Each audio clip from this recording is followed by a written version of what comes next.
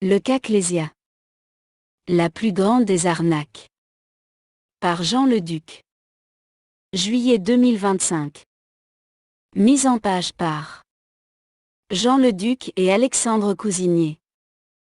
Astérisque. Table des matières.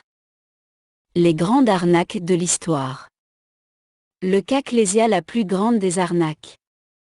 Étymologie réelle du mot Eucaclésia. Une religion d'escrocs spirituels idolâtres. Les marques de l'Ecclésia ou appel à renaître. L'Ecclésia spirituelle des élus en Jésus-Christ. Astérisque. Les grandes arnaques de l'histoire. Les grandes arnaques désignent des escroqueries de grande envergure, souvent complexes et impliquant des sommes importantes. Elles peuvent être financières, impliquer des faux investissements, ou relever de l'usurpation d'identité. Selon service-public.fr, on retrouve parmi les arnaques courantes, le phishing, les escroqueries à la location immobilière en ligne, et les arnaques sentimentales. Les arnaques les plus importantes peuvent prendre la forme de systèmes pyramidaux comme le système de Ponzi, ou concerner des fraudes fiscales de grande ampleur, comme l'arnaque à la TVA sur le CO2. Voici quelques exemples de grandes arnaques: les arnaques financières, système de Ponzi, un système frauduleux où les premiers investisseurs sont payés avec l'argent des nouveaux entrants, créant l'illusion d'un investissement rentable avant de s'effondrer. Bernard Madoff est un exemple célèbre de ce type d'escroquerie. Arnaque à la TVA.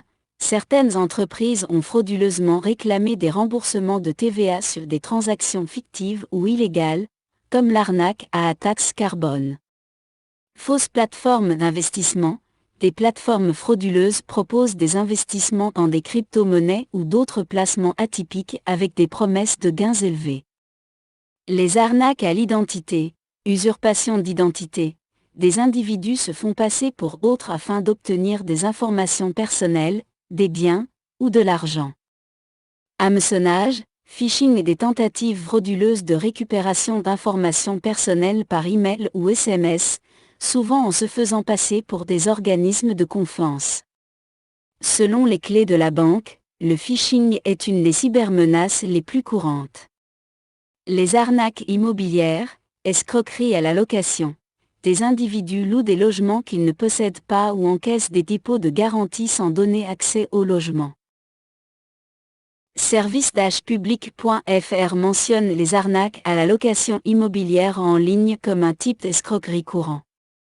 Arnaques sentimentales, escroqueries amoureuses. Des individus créent des relations sentimentales en ligne dans le but d'extorquer de l'argent à leurs victimes.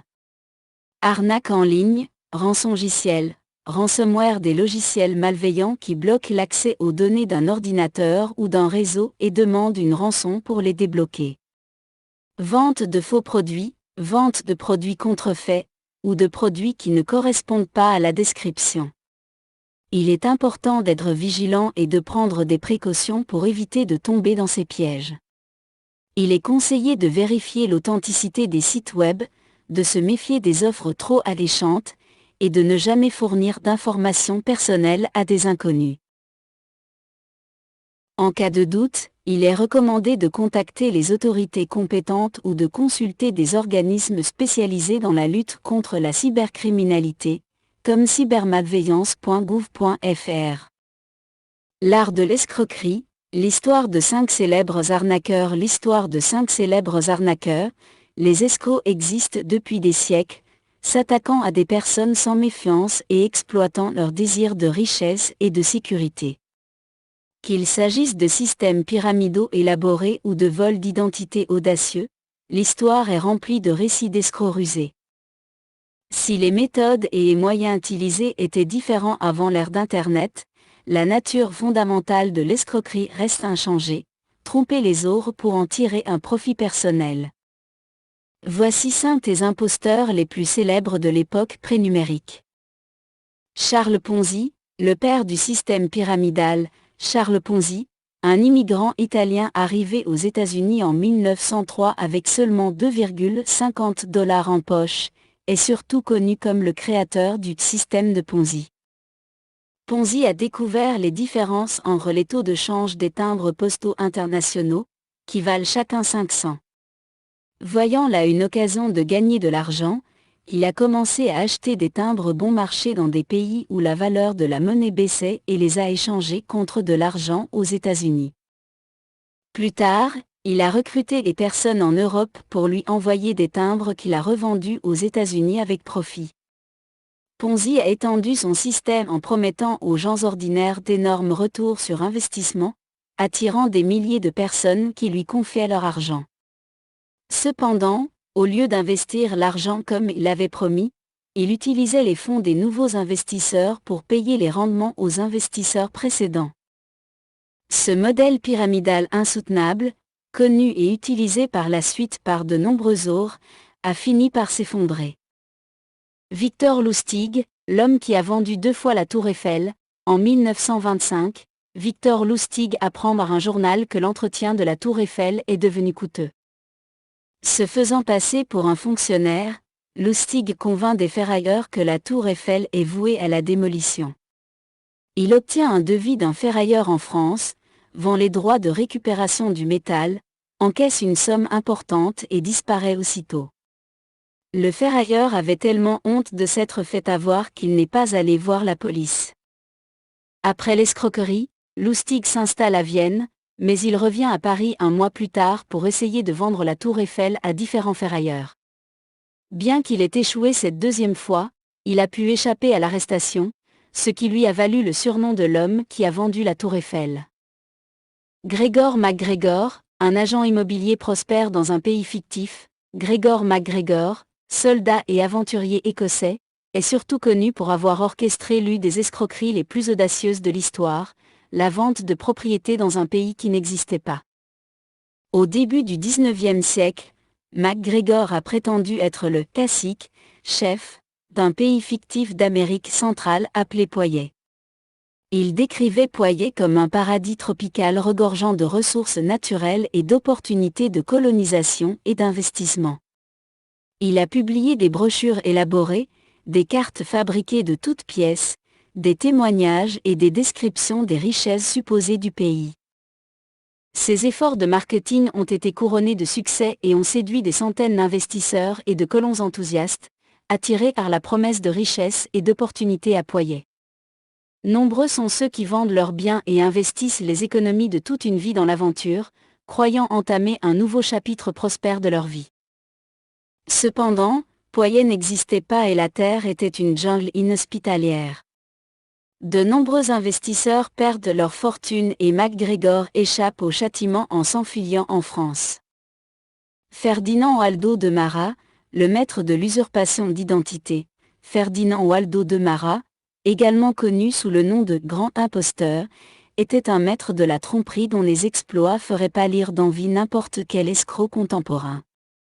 Sous une série d'identités volées, de Marat a travaillé comme ingénieur civil, diplômé en zoologie, docteur en psychologie appliquée, moine, trappiste et bénédictin, directeur adjoint d'une prison du Texas, doyen de philosophie d'un collège de Pennsylvanie, aide-soignant dans un hôpital, avocat et enseignant, entre autres. L'une des plus incroyables imitations de Marat a eu lieu en 1951, lorsqu'il a pris l'identité du docteur Joseph Cyr, un chirurgien, et qu'il s'est engagé dans la Marine royale canadienne. Bien qu'il n'ait reçu aucune formation médicale, de Marat a effectué des opérations chirurgicales à bord du NCSM Cayuga pendant la guerre de Corée, s'attirant des éloges pour son habileté. Annie Doc, la femme qui s'est fait passer pour un homme afin d'épouser une riche veuve. Annie Doc, une magicienne néo-zélandaise originaire de Tasmanie, a passé une grande partie de sa vie à commettre de petites fraudes. Son schéma habituel consistait à faire des déclarations bouleversantes à son employeur ou à d'autres connaissances pour obtenir de l'argent ou des biens. Elle a également tenté diverses autres escroqueries, comme prendre des montres pour les faire réparer et prétendre les avoir perdues, faire des achats sous le nom de son employeur ou d'une connaissance, ou vendre des billets pour des concerts ou des événements qui n'ont jamais eu lieu. Annie Bock a poursuivi ses escroqueries pendant la majeure partie de sa vie, mais après sa sortie de prison, elle a orchestré l'escroquerie de sa vie. Elle s'est fait passer pour un homme nommé Percy Redwood, un riche éleveur de moutons. Sous cette fausse identité, Amy Bock a courtisé et épousé Agnès Ottaway, une riche veuve, en 1909. Ce mariage a permis à Amy Bock d'accéder à l'importante fortune d'Agnès Ottaway, qu'elle a rapidement commencé à dilapider en achats extravagants et en jeux d'argent. Sa tromperie a finalement été découverte lorsque la famille d'Ottaway a commencé à avoir des soupçons et a lancé une enquête. Se protéger des escroqueries. Les escroqueries existent depuis des siècles, les imposteurs et les fraudeurs trouvant des moyens nouveaux et créatifs pour tromper les gens. Même les contes de fées ont tenté de nous mettre en garde contre les dangers d'une confiance trop facile. Personne n'est à l'abri d'être victime d'une escroquerie, surtout lorsque nous sommes tentés par des offres qui semblent trop belles pour être vraies, du style maison en pain d'épices. Rappelez-vous que rester vigilant, être prudent et utiliser les bons outils vous aidera à rester à l'abri des arnaques.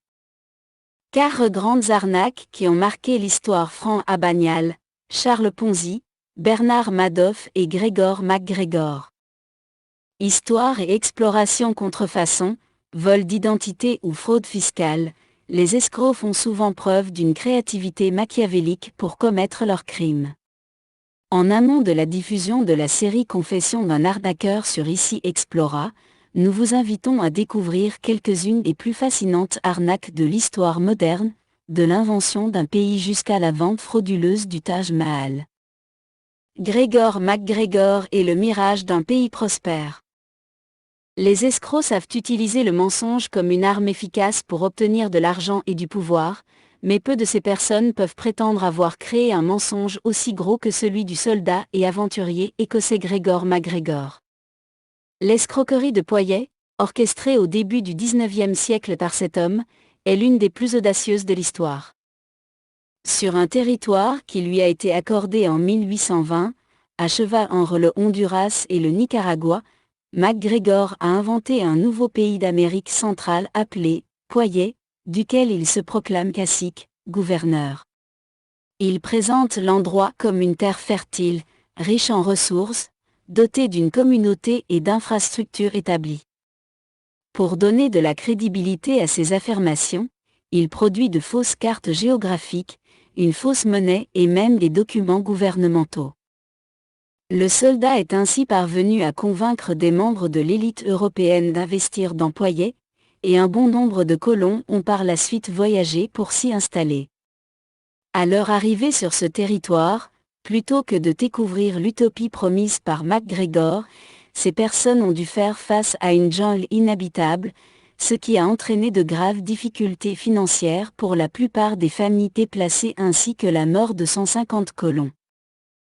L'escroquerie élaborée par McGregor reposait sur le manque de communication fiable de l'époque et les connaissances limitées du public sur les terres lointaines, ce qui lui a permis de voler de vastes sommes d'argent tout en ruinant de nombreuses vies. L'homme n'a jamais été condamné pour cette injustice et il a pu finir ses jours au Venezuela, où il a été récompensé par le gouvernement pour sa carrière militaire. Franck Abagnale, faussaire jusqu'au bout. Steven Spielberg, Franck Abagnale et Leonardo DiCaprio. Steven Spielberg, Franck Abagnale et Leonardo DiCaprio lors d'une première du film Arrête-moi si tu peux.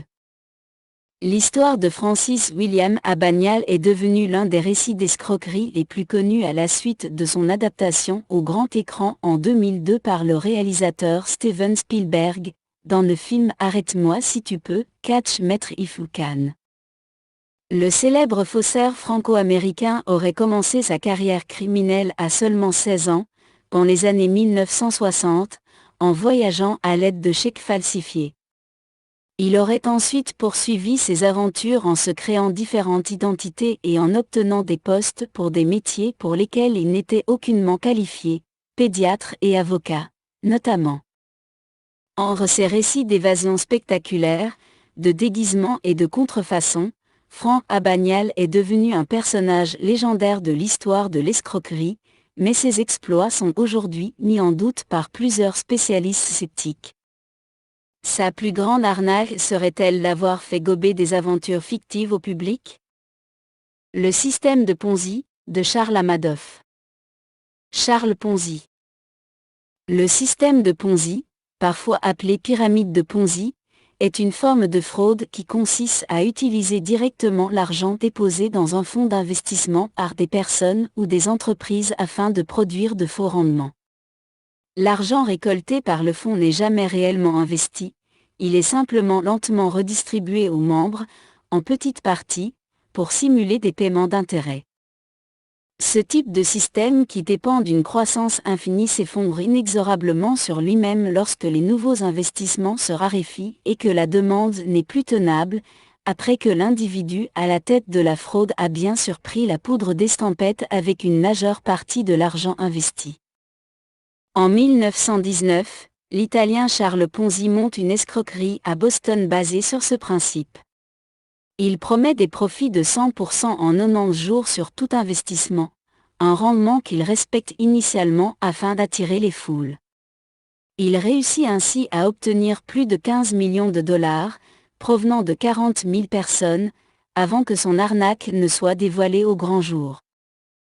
Bernard Madoff, souvent considéré comme le plus grand escroc de l'histoire, a également utilisé la même technique pour subtiliser jusqu'à 65 milliards de dollars aux personnes ayant mis de l'argent dans sa société d'investissement, crime pour lequel il a été emprisonné en 2009.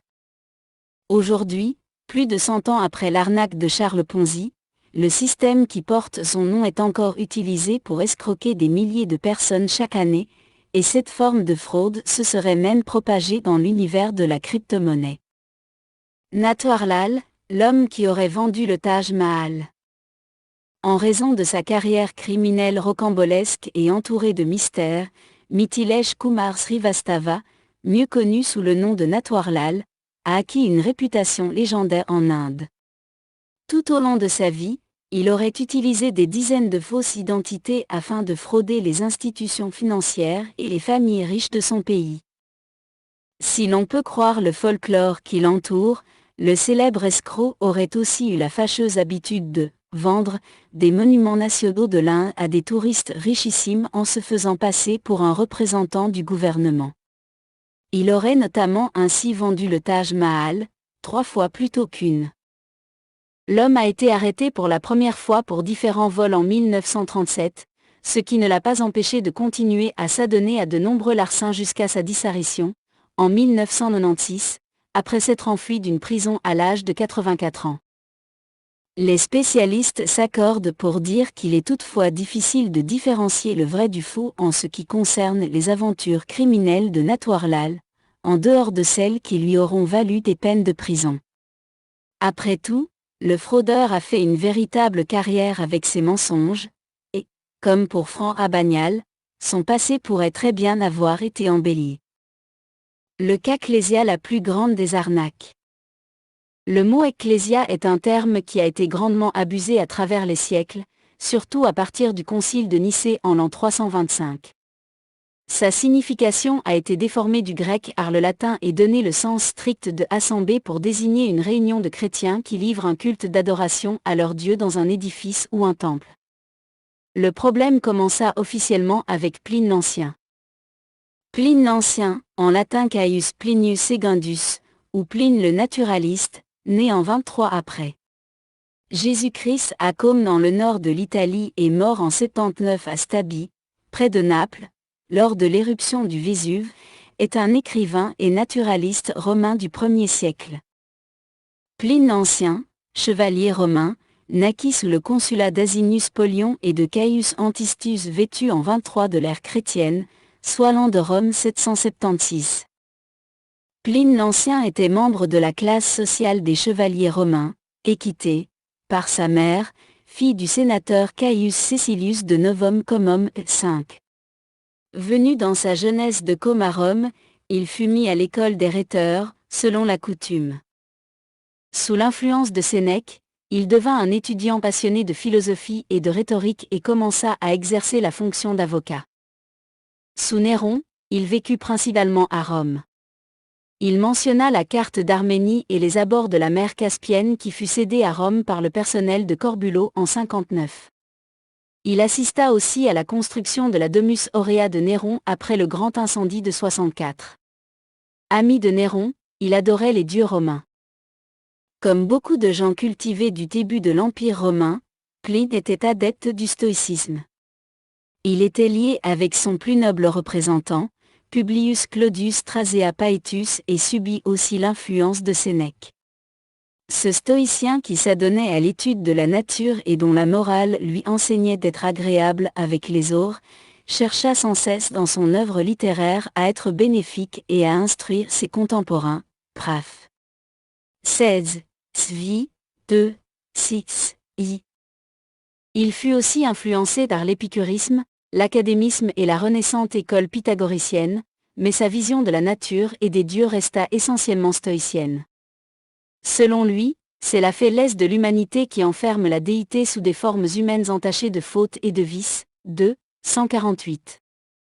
La divinité est réelle, c'est l'âme du monde éternel, dispensant sa bienfaisance tant sur terre que sur le soleil et les étoiles. 2. 12 SQQ, 154 SQQ. L'existence de la divine providence est incertaine. 2. 19, mais la croyance en son existence et à la punition des méfaits est salutaire. 2. 26, et la récompense de la vertu consiste en l'élévation à la divinité de ceux qui ressemblaient à un Dieu en faisant le bien pour l'humanité. 2. 18, Deus et mortali juvar mortalem, et aecat aeternam gloriam via. 21. Il est mauvais de s'enquérir du futur et de violenter la nature en ayant recours aux arts de la magie. 2. 114, XXX, 3, mais l'importance des prodiges et des présages n'est pas rejetée. 2. 92, 199, 232.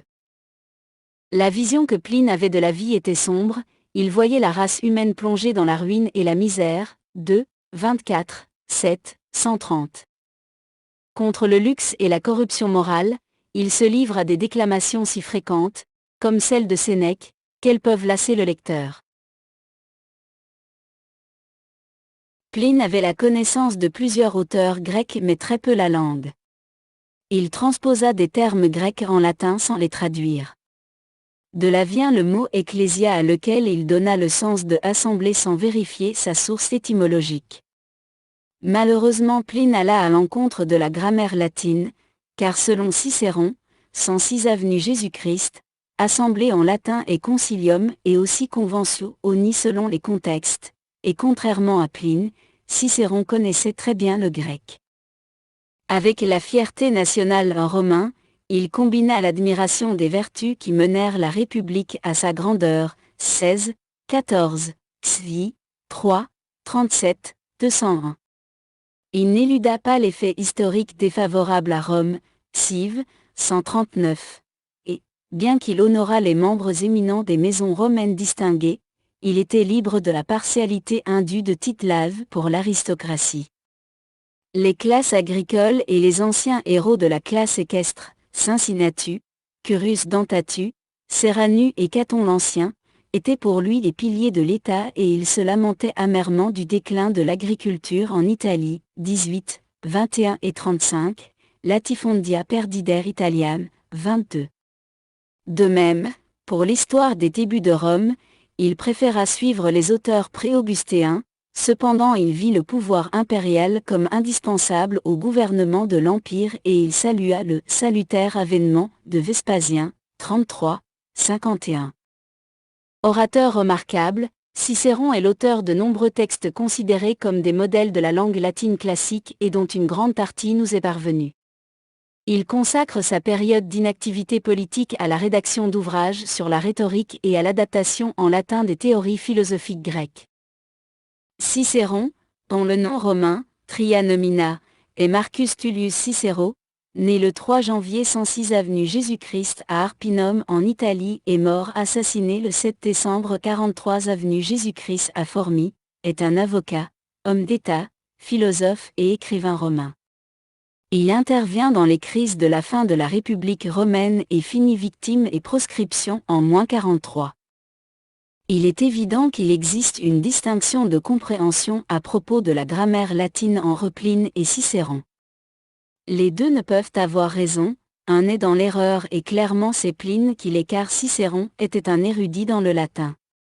Néanmoins cela n'a peu d'importance pour le chrétien authentique, sauf de remarquer que le terme grec ecclésia qui est attribué à désignation de assemblée et de sa translittération comme église par les modernes, est utilisé strictement dans un contexte historique d'avant la naissance miraculeuse de Christ qui se donnait à l'idolâtrie de faux dieux.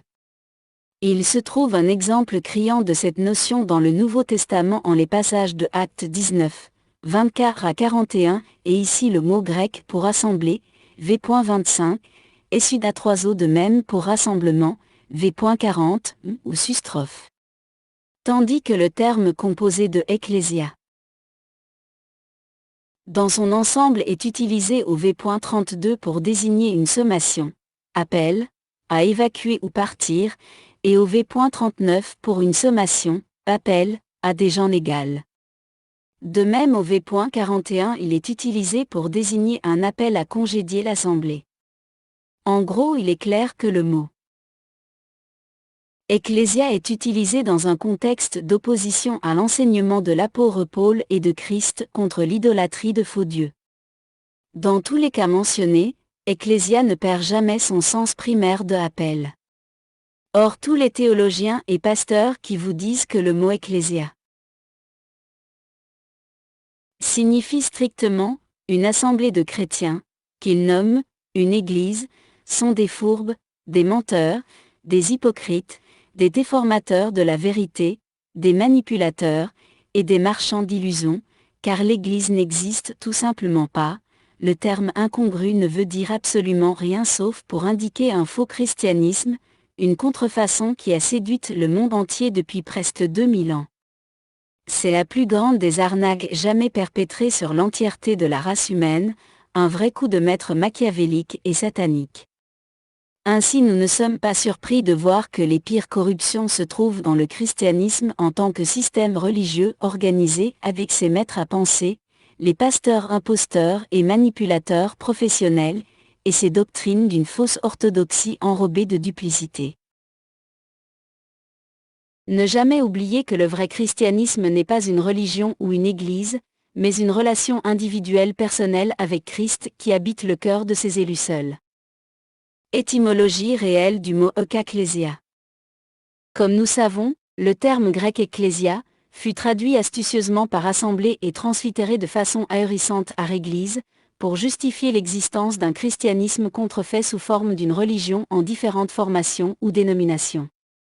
Il importe donc de regarder attentivement l'étymologie réelle de ce terme dans un contexte chrétien et biblique, et qui signifie littéralement « appeler hors d'eux », appeler à sortir, un appel, une convocation, une sommation. Il implique de sortir d'un état d'être vers un autre, d'une condition à une autre, de subir un déplacement et une nouvelle disposition d'existence.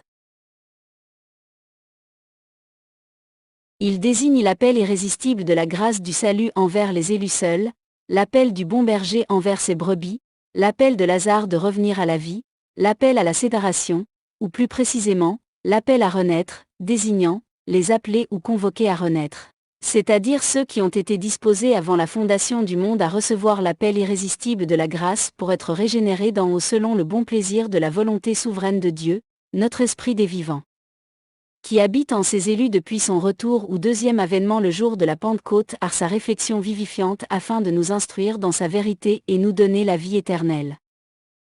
Le terme ecclésia est dérivé de kaleo dont la signification est « appelé à haute voix », prononcé à voix haute. Invité. Appeler, c'est-à-dire nommer, par le nom. Donner un nom, recevoir le nom de, recevoir comme un nom. Donner un nom à quelqu'un, appeler son nom. Être appelé c'est-à-dire porter un nom ou un titre, parmi les hommes. Saluer quelqu'un par son nom. Ek, hors de, sortir de, clésie, appel, convocation, sommation, l'ensemble spirituel de tous les élus qui sont en Jésus-Christ. Décrite aussi comme le corps de Christ dont tous les élus véritables sont membres et dont le terme correspond au hébreu, Elohim, esprit des vivants ou conseil divin ou famille divine. L'Église biblique n'est pas une institution ou organisation, une assemblée locale ou nationale de chrétiens ou de gens nés de nouveau qui seraient en étroite communion fraternelle. Elle est plutôt, comme l'indique sa désignation étymologique, un état d'être, l'état d'être séparé de ce monde de ténèbres, l'état d'être en Christ de ceux qui sont convoqués ou appelés irrésistiblement à renaître selon le plan d'élection de Dieu pour recevoir la foi. Le terme « assemblée » est utilisé une seule fois dans le livre des Actes, 19, 32,39, et il est employé pour décrire une assemblée païenne et politique de personnes rebelles à la parole de Dieu. Désigner l'Église par le terme « assemblée » serait de l'identifier à un tel désarroi et occasionnerait un déshonneur envers le corps de Christ et le Seigneur Jésus lui-même qui en est la tête. Malheureusement, la grande majorité des traducteurs ecclésiastiques défenseurs d'une fausse orthodoxie de Trinitare ont traduit ainsi le mot Église, portant à l'erreur et à la confusion des millions de chrétiens sur sa signification réelle. Dans les communautés chrétiennes primitives, retrouvées dans les petits villages et les grandes villes, les disciples convoquaient parfois tous les croyants dans leurs alentours à participer à des repas, dans lesquels on partageait les merveilles de la grâce et l'entraide afin de soulager les besoins de l'un et l'autre. On y lisait aussi les lettres des apôtres qui circulaient de ville en ville et desquelles on en fit des copies, et on louait le Seigneur Jésus pour ses grandes bénédictions. Il ne s'agissait aucunement d'une organisation ou institution, mais d'un partage libre, d'un festin d'amour ou plutôt de renoncement en action. En gros, l'appel à renaître est l'alliance éternelle de tous les élus, et l'intention suprême de l'esprit des vivants dans une joie incommensurable. Une religion d'escrocs spirituels idolâtres. La plus grande contrefaçon du christianisme authentique dans le monde moderne sous l'hégémonie d'un totalitarisme subtil politique et religieux, est nulle autre que l'Église dite chrétienne. Étant, depuis de nombreuses générations, les proies d'une programmation imperceptible, les gens de notre civilisation dénaturée et dépravée, associent toujours l'Église à une organisation religieuse quelconque, et plus généralement à l'Église catholique romaine. De même, mais à un moindre degré, aux nombreuses églises protestantes, particulièrement les nids de vermine baptiste, puis aux églises locales dites évangéliques. Chacune de ces églises a son ministre ou pasteur imposteur et manipulateur, son administration d'avarice financière, son culte d'adoration idolâtre, ses doctrines particulières de duplicité, ses règles et disciplines de domination, ses cérémonies pompeuses, ses coutumes ou traditions mensongères, et son bâtiment ou faux temple de leur Dieu à 3 têtes en une seule. Bref, tout ce qui en fait une religion avec son système de croyance d'une supposée orthodoxie. Cela est la forme rudimentaire de ce qu'on dit être du christianisme connu dans le monde entier, voire le formalisme ennemi dangereux du christianisme. Toutefois, malgré son apparence de respectabilité, il s'agit plutôt d'un faux christianisme conçu pour tromper les masses sournoisement avec des techniques de manipulation psychologique. Cette notion est ce qui est nommé de la religion, dont la définition est « rapport de l'homme à l'ordre du divin ou d'une réalité supérieure », tendant à se concrétiser sous la forme de systèmes de dogmes ou de croyances, de pratiques, rituels et morales, de cultes d'adoration, de dévotion, de devoirs, de musique et de cantiques, de confession de foi, de dogmes et credos obligatoires, de mysticisme et fanatisme, et d'opinions et de suppositions. En d'autres mots, la religion est un système de penser, de s'exprimer, et d'agir par des moyens charnels pour plaire à Dieu ou pacifier et apaiser sa conscience troublée, c'est-à-dire de l'idolâtrie, une des pires abominations en existence. Or après la mort des apôtres, les fondateurs de religion, pour qui l'Église est une organisation bien structurée, n'ont pas tardé à y voir une opportunité pour exploiter la situation à leurs avantages. Ils s'installèrent donc au sein d'un faux christianisme, sous prétention d'être les dirigeants de la foi chrétienne, et c'est encore le cas de nos jours. Ce fut la naissance de ce qu'on nomme la mafia pastorale, principe de domination sur la foi et les consciences. Les fondateurs de religions sont aussi des constructeurs d'églises ou bâtiments prestigieux, qui donne l'illusion de l'importance et de l'influence de son administration d'escrocs, qui exploitent habilement leurs membres pour en faire des pantins. Le tout est une philosophie du profit, dans laquelle un prédicateur crée un besoin pour vendre sa salade contaminée d'un virus spirituellement mortel, et s'enrichir sur le dos des ignorants qui demandent pas mieux que de s'en nourrir. Contrairement, tous les aspects du christianisme original étaient purement spirituels dont la base est le renoncement, et c'est encore ainsi de nos jours. En plus, la Bible affirme clairement que notre Dieu, l'Esprit des vivants, n'habite pas dans des temples construits de mains d'hommes. Lorsqu'il n'y a pas d'organisation, il n'y a pas de mur pour contenir la révélation de la vérité, elle se propagea ainsi en toute liberté, comme le vent de l'Esprit l'emportait. Ce qui nous indique que le seul vrai et unique pasteur et apôtre de notre foi est le Seigneur Jésus lui-même, 1 Pierre 2h25, tous les autres sont des brigands, des fourbes et des imposteurs. On ne peut le souligner assez fort, tous les pasteurs d'église, sans exception, sont des ennemis de Christ, des imposteurs qui marchent dans les voies de Caïn et qui ont pour père le diable, Jean 8h44. La notion abominable d'avoir des bâtiments nommés des églises provient de l'empereur Constantin dans les débuts du IVe siècle. Puisque les dieux païens avaient leur temple, il convenait que le nouveau dieu romain, Jésus-Christ, qui fut ajouté au panthéon des dieux de Rome, puisse aussi avoir son propre temple, ses prêtres, serviteurs ou pasteurs, et son culte particulier. Pour réaliser cela, Constantin prit un temple païen du dieu Mithra, le fils du dieu Soleil, qu'il consacra à Jésus-Christ et qui fut donné le nom de Église. Avec le concile de Nicée en 325, la trinité druidique adaptée à la trinité égyptienne fut ajoutée dans cet amalgame idolâtre abominable comme dogme obligatoire pour le salut, afin de plaire aux païens comme aux chrétiens. En tant qu'empereur romain, Constantin le Grand a eu une relation complexe avec les temples païens. Bien qu'il ait légalisé le christianisme avec l'édit de Milan en 313, il n'a pas interdit le paganisme et a même maintenu le titre de Pontifex Maximus, chef des cultes romains et chaldéens des anciens Étrusques, pendant un certain temps. Cependant, il a également pris des mesures pour favoriser le christianisme, notamment en construisant des églises sur d'anciens sites païens et en interdisant les sacrifices sanglants. Finalement, Constantin a marqué une transition vers une plus grande influence du christianisme dans l'Empire, mais le paganisme a persisté pendant un certain temps. Voici quelques points clés. L'édit de Milan, 313. Cet édit a accordé la liberté de culte à tous les habitants de l'Empire, y compris les chrétiens, mettant fin à la persécution. Tolérance, mais pas d'enthousiasme. Constantin a clairement favorisé une forme dénaturée du christianisme adaptée au druidisme celtique, et il n'a pas interdit le paganisme. Il a plutôt essayé de trouver un équilibre, permettant la coexistence de différentes religions. Construction d'églises sur des sites païens, Constantin et ses successeurs ont construit des églises, parfois sur les lieux d'anciens temples païens, comme à Jérusalem où un temple païen a été démoli pour faire place à une basilique. Interdiction des sacrifices sanglants. Constantin a interdit les sacrifices sanglants, ce qui était une pratique courante dans les cultes païens. Influence croissante du christianisme.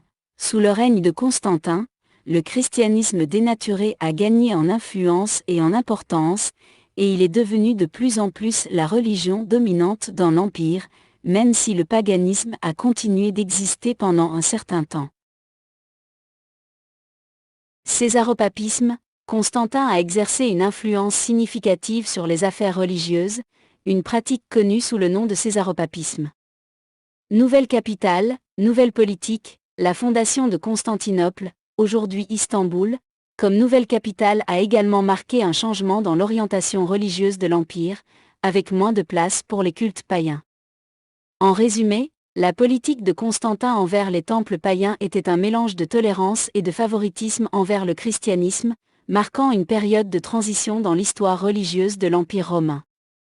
Constantin et les païens, un dominus très libéral à partir de 324, il règne seul et revendique bien davantage une légitimité prétendument chrétienne et universelle. Dans le domaine du culte impérial, il chercha à prohiber les sacrifices sanglants, mais se résolut à accepter d'autres manifestations et offrandes héritées du paganisme. La fondation de Constantinople reposa d'abord sur des cérémonies païennes, l'implantation de cultes romains et la préservation des cultes locaux. Enfin, la vaste gamme des cultes païens fut largement tolérée, à l'exception de pratiques jugées moralement dangereuses, qu'il s'agisse de magie, de divination ou de déviance sexuelle. Le christianisme dénaturé de Constantin devint l'Église mère de toutes les prostitutions spirituelles inimaginables, la source de tous les conflits théologiques, philosophiques, politiques et économiques, le berceau de toutes les corruptions mondiales. Les marques de l'Ecclésia ou appel à renaître. En ces temps de duplicité et de contrefaçon, nous réalisons qu'il faut, par la parole de Dieu et l'Esprit de Christ, discerner avec soin et beaucoup de prudence quelle est la vraie Ecclésia, à cause de toutes les sectes qui existent aujourd'hui dans le monde et qui se réclament de ce nom incongru qu'Église. Or l'œil attentif décèlera rapidement ce qui est évident, à savoir que toutes les églises sont fausses sans exception. La vraie Ecclésia détient aussi des marques ou caractéristiques évidentes qui permettent aux élus véritables de la reconnaître. 1. La véritable Ecclésia n'est pas une organisation. Elle est une relation individuelle interne purement spirituelle par la sainte présence de Christ en chacun de nous. Elle est un état d'existence dans la formation d'une nouvelle vie en chacun des élus. 2. Elle n'est pas une assemblée. Elle est un appel, une convocation à renaître, du grec ecclésia appelé hors d'eux, appelé à sortir. 3. Elle n'a besoin d'aucun sacrement ou rituel de baptême d'eau. Elle a été consacrée dans la mort et la résurrection de Christ, purifiée dans son sang et lavée dans l'eau de la parole. N'y a-t-elle besoin d'une sainte scène?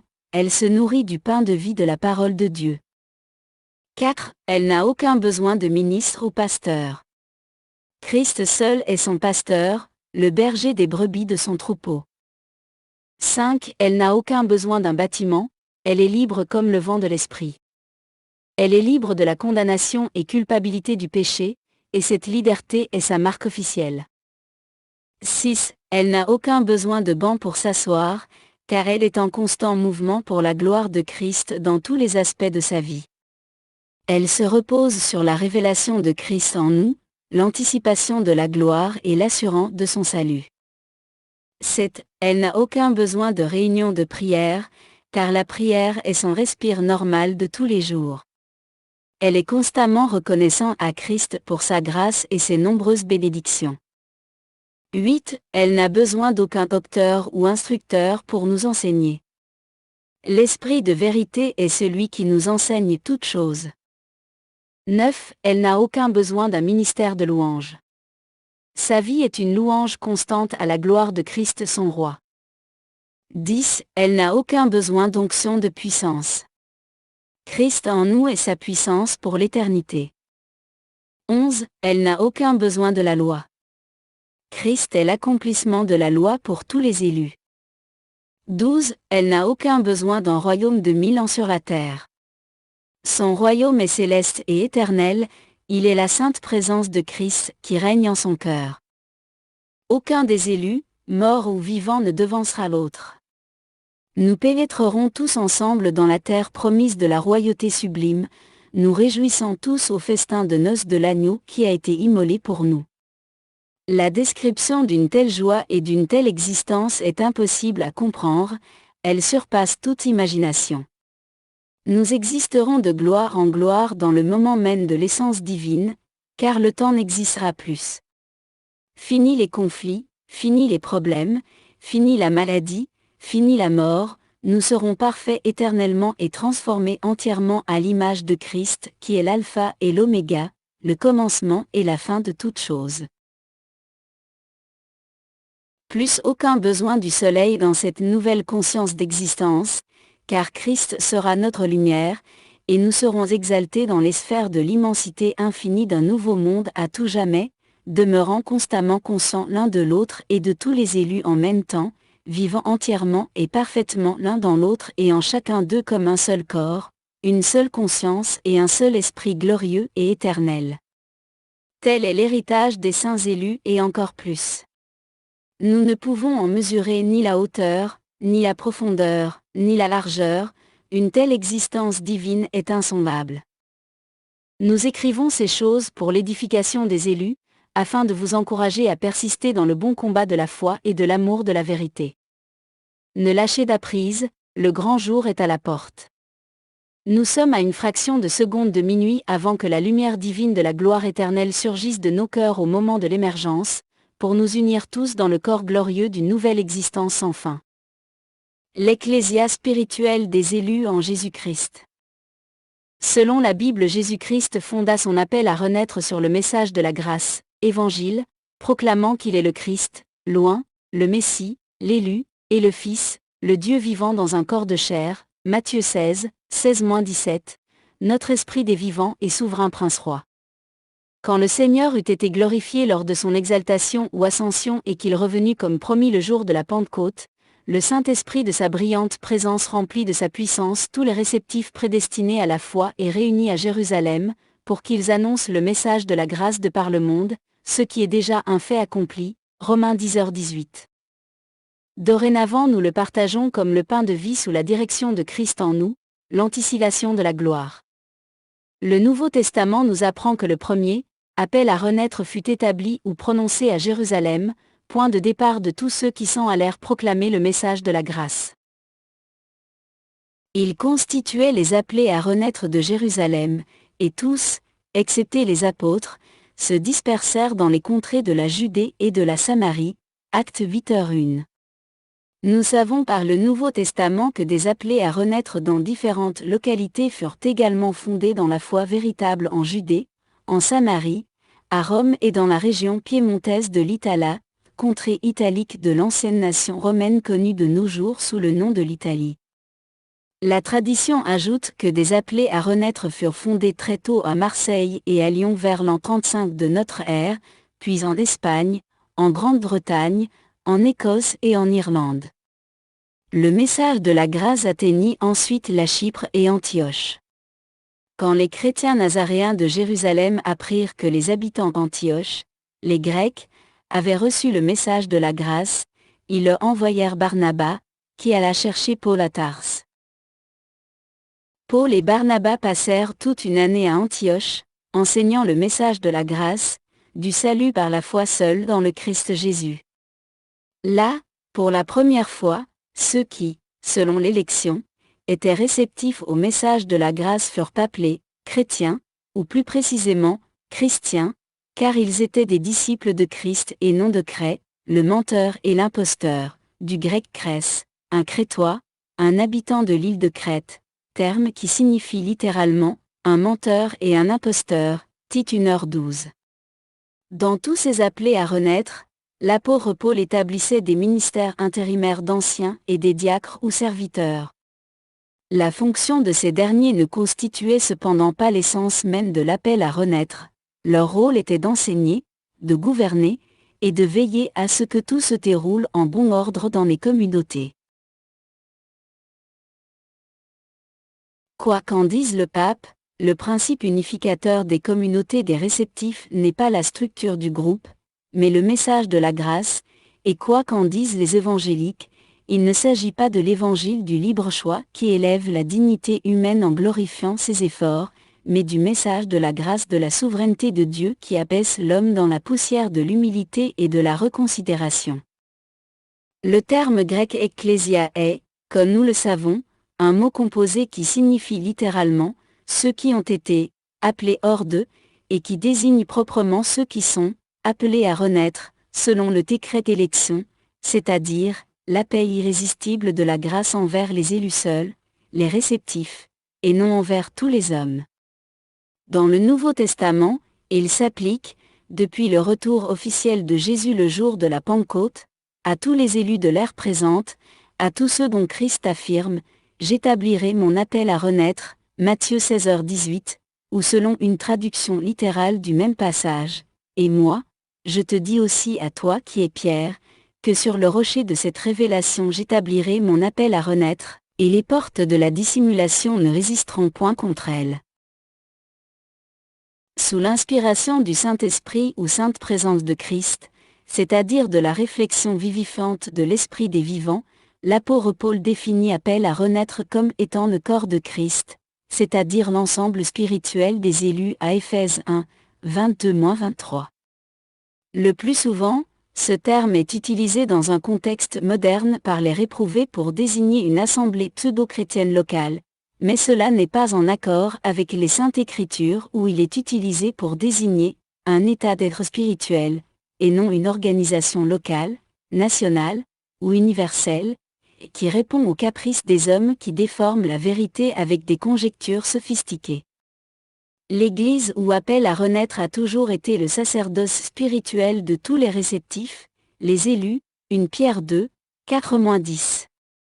Le terme n'a jamais désigné une organisation quelconque, sauf par ceux qui désirent le monopole de la foi et des consciences. Le mot organisation désigne toujours une entreprise humaine qui a pour but l'ambition et le profit, c'est-à-dire une institution charnelle et diabolique qui s'oppose à la vérité pour vendre son produit, en exagérant la qualité par le mensonge et la prétention. Le message central des épîtres du Nouveau Testament est le message de la grâce par la foi seule, tel que le décrit par exemple l'épître aux Éphésiens, car par grâce vous êtes sauvés en raison de cette assurance de Christ, et cela est l'offrande de l'Esprit des vivants et donc pas de vous-même, ce n'est point par vos efforts, afin que personne ne s'en vante. Car nous sommes son ouvrage, ayant été créés en Jésus-Christ pour les réalisations gracieuses de la foi, que l'Esprit des vivants a préparé d'avance, afin que nous y progressions. Éphésiens 2, 8,9,10. Quand l'apôtre parle de « l'Église de Dieu », par exemple dans 1 Corinthiens 10h32, ne soyez en scandale ni aux Grecs, ni aux Juifs, ni à l'Église de Dieu, il désigne par cela l'appel irrésistible de la grâce envers les élus dans la collectivité des chrétiens, pour les distinguer des Juifs comme les non-Juifs. L'apôtre désigne constamment les réceptifs du peuple par le terme « Église », littéralement « Ecclésia », c'est-à-dire les « appelés à renaître », qui sont des temples de la sainte présence de Christ qui habite en eux, à l'Église de Dieu qui est à Corinthe, à ceux qui ont été sanctifiés en Jésus-Christ, 1 Corinthiens 1h2, ou comme il est dit dans une traduction plus précise, aux convoqués à renaître de l'Esprit des vivants qui sont à Corinthe, à ceux qui ont été sanctifiés en Jésus Christ, qui sont appelés saints, et à tous ceux qui invoquent, en quelque lieu que ce soit, le nom de notre Seigneur Jésus-Christ, leur Seigneur et le nôtre. Que la grâce et la paix vous soient données de Dieu, notre Père et Seigneur, Jésus le Messie. 1 Corinthiens 1, 2,3. Lorsque cette lettre aura été lue chez vous, faites en sorte qu'elle soit aussi lue parmi les convoqués à renaître des Laodicéens, Colossiens 4, 16, ou encore, et après que cette lettre aura été lue parmi vous, faites en sorte qu'elle soit lue aussi parmi les convoqués à renaître Laodicéens et que vous lisiez aussi celle de Laodicée. L'Église ou Ecclésia est simplement l'appel irrésistible de la grâce envers les élus dans une communauté spécifique de gens réceptifs désignés d'avance à le recevoir, Acte 13h48, car tous les entendants ne sont pas des élus, tout comme l'apôtre Paul dit, car tous ceux qui descendent d'Israël ne sont pas Israël, Romains 9h6. Tous les messages donnés par le Seigneur à l'apôtre Jean s'adressaient également à des appelés à renaître dans une localité spécifique, voir Apocalypse 1h11, il ne s'agissait pas d'organisations mais d'individuels qui recevaient la grâce du salut par la proclamation de la parole de Dieu, de la part de messagers qui voyageaient dans ces régions. Nous avons ainsi l'évidence irréfutable, qu'une église ou ecclésia est un temple spirituel de la sainte présence de Christ en ses élus. Le message de la grâce est celui de la souveraineté absolue de l'Esprit des vivants. Il désigne la royauté actuelle de Christ, qui est le facteur d'unité des appelés à renaître dans les localités primitives. Ils en avaient la pleine assurance, et enseignaient le message de la grâce inconditionnelle envers ses élus. Ce message authentique était pour eux, la puissance de l'Esprit des vivants pour le salut de chacun qui en recevait la certitude inébranlable, Romains 1h16, et tous ceux qui étaient destinés à la vie éternelle, en eurent l'assurance. Acte 13h48, car il leur a été gratuitement donné d'avoir confiance en Christ et de souffrir pour lui, Philippiens 1h29. La foi seule, en accord avec la Bible, est l'assurance de l'offrande de l'Esprit des vivants à ses élus, le moyen par lequel l'élu reçoit, selon le décret d'élection, le salut que le Christ Jésus a acquis par son sacrifice parfait comme notre substitut. En d'autres mots, la foi n'est pas un sentiment de bien-être, ni une faculté intellectuelle du choix de l'homme, car cette faculté de choisir en chacun de nous est esclave de la chair et du péché, et ne peut en aucune façon contribuer à la grâce du salut et de la sanctification. Puisque chacun des élus est un temple du Dieu vivant, et que Dieu n'habite pas dans des maisons construites de mains d'hommes, il est évident que nous sommes dans la vraie ecclésia par la sainte présence de Christ qui nous habite, et que toutes les autres sont des fausses églises. À Christ seul soit la gloire.